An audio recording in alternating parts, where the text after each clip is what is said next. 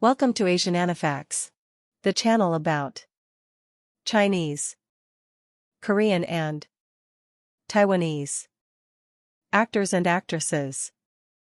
Today I will show you the lists of dramas of Lee Young-e, Part 6, which includes her main role on the courtroom drama Advocate, her main role on the short drama that was based on the award-winning novel Eunbiryeong, and her main role on the romantic drama Invitation. But before I continue, please don't forget to subscribe, like and comment on who do you want me to feature next. Advocate, 1998. Cast: Lee Young-e, Soon Chong-min, Song Yoon-ah, Jun Kwang-ryul, Ju Hyun, Kim Sang-kyung. She played Lee Eun-ji, a secretary of Jin Hyung-man law firm. Lee Eun-ji was studying a law book regarding the overwork injury case that her boss was currently handling. A waiter in her favorite coffee shop helped her in finding the right law. The waiter is Kim Min-kyu, a lawyer who received training at the Judicial Research and Training Center, helping his friend the owner of the cafe.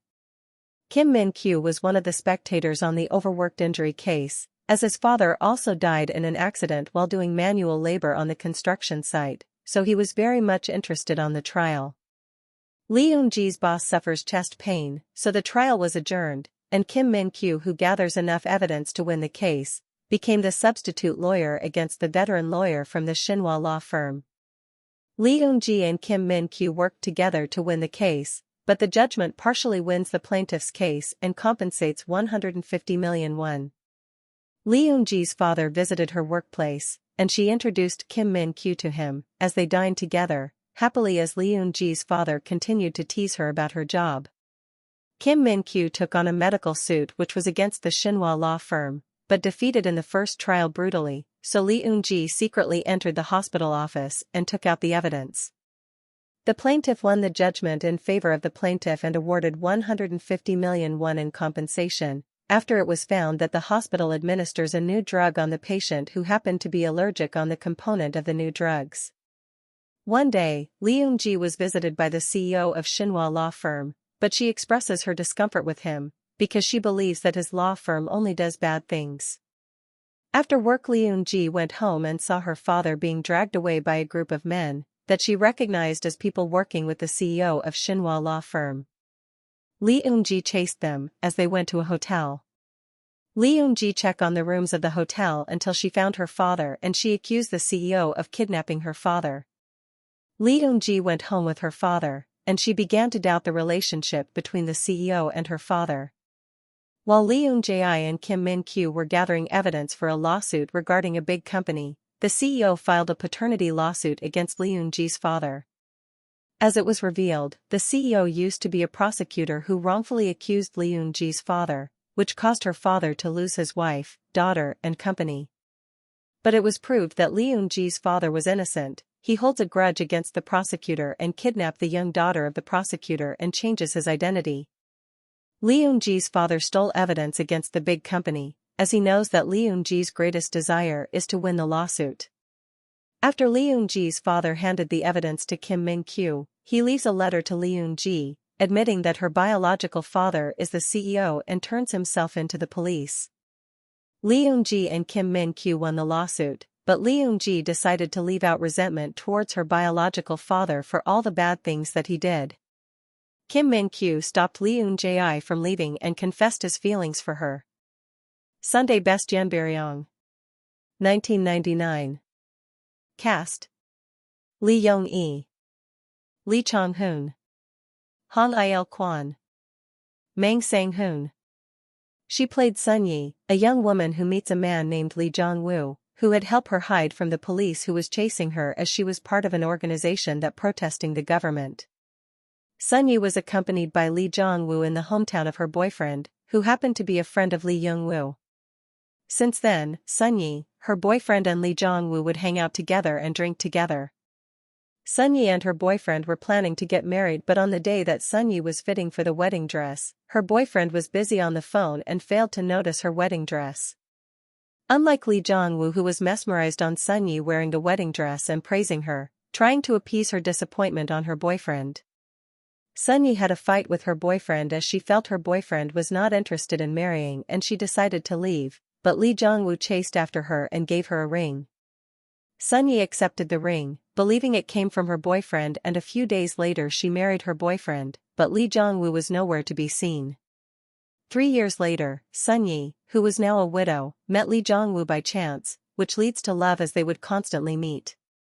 On the death anniversary of Sun-yi's husband, she went to Gyeongpo to visit her husband, and Lee Jong-woo decided to join her. Lee Jong-woo's car broke down, so he met Sun-yi the next day on the snowy road and had his car repaired. The snow made Sun-yi and Lee Jong-woo unable to continue to travel, so they decided to rent a room in an old boarding house that Lee Jong-woo used to stay in when he was studying for the exam. At night Sun-yi and Lee Jong-woo could not sleep, so they went for a walk and hear about the galaxy from a man who observed the constellations late at night. The story of a person's encounter that repeats itself in a cycle, every 25 million years, and at dawn Sun-yi leaves alone. Invitation. 1999. Cast: Lee Young-i, Kim Sang-kyung, Kim Min, Lee Chong-hoon, Chu Sang-mi, Lee Min-woo. She played Young-ju, a beautiful woman working in the hotel and restaurant industry. Young-ju was raised by a single mother and had been friends with 2 other beautiful women whom she meets during her high school years, and she became close friends with them even though they had graduated and had started to work. Young-ju was in a relationship with a radio producer who has a kind nature, and they've been together for 8 years and plan to get married. However, Young-ju's future mother-in-law dislikes her very much. One day, Young-ju received a call that one of her longtime friends who study abroad would finally go back in South Korea, and she happily picked up her from the airport. Young-ju unexpectedly saw Sung-jin, her elementary school classmate, who arrived with her friend. Sung-jin was hired in the same hotel that Young-ju was working, which led to them to be constantly together. Young-ju was promoted to her job, and she wants to focus more on her job, so she wants to postpone her marriage plan. Young-ju helped her friend settled in her new house, and Sung-jin also came to help, but Young-ju accidentally got burned by a hot soup and Sung-jin rushed to help her wash her hand. Sung-jin sent Young-ju home. When they reached Young-ju's home, Sung-jin suddenly confessed his love to Young-ju, which she rejected. But when Sung-jin forcefully kissed Young-ju, she was unable to hide her feelings as she responded to his kiss, and they started to have an affair. Young-ju and her mother met up with her fiancé and her future mother-in-law, but they did not expect her future mother-in-law's attitude to be so cold and mean, pointing out the disgrace of Young-ju's family in the past and resolutely opposed the marriage. Young-ju's mother couldn't hold back her anger and splashed a glass of water on Young-ju's future mother-in-law. As a result, both mothers decided to break up their children. Young-ju saw Sung-jin waiting for her and handed her a bouquet of flowers, and they went to the beach. Young-ju's friend went in the hotel cafe to wait for her, and she saw Sung-jin and they chatted a little but never noticed that one of Young-ju's friends saw them, being intimate. One day, Sung-jin sent Young-ju home and met Young-ju's ex-boyfriend at the door of Young-ju's house, but upon seeing the two of them, Young-ju's ex-boyfriend hit Sung-jin. Shocked on the incident, Young-ju finally admitted her relationship with Sung-jin to her ex-boyfriend. Sung-jin wanted to propose to Young-ju, but when he saw Young-ju still wearing the ring from her ex-boyfriend, it makes him uncomfortable. Then Young-ju begged Sung-jin to give her more time. Young-ju met her friend, and she introduced Sung-jin as her boyfriend, and he got drunk, so Young-ju and her friend sent him back to his house. Young-ju wanted to visit her friend at her house, and she was stunned to see Sung-jin carrying her unconscious friend out of the house.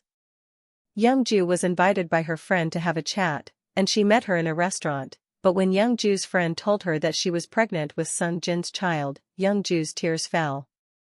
Sung-jin invited Young-ju for a trip and they spent the day together, happily cherishing the moment, but at night Sung-jin finally admits on Young-ju that he wants to break up with her because he wants to take responsibility on Young-ju's friend, who was carrying his child. Young-ju cried but accepted Sung-jin's decision and comforted him and told him that in the short time they are together, she was happy. Young-ju decided to leave, but her friend rejected Sung-jin's marriage proposal, as her friend decided to raise her child alone. Years later, Young-ju finally returned to South Korea and Sung-jin, who heard that she has returned, rushed to meet her. Thank you for watching. Please subscribe if you want to see more videos like this.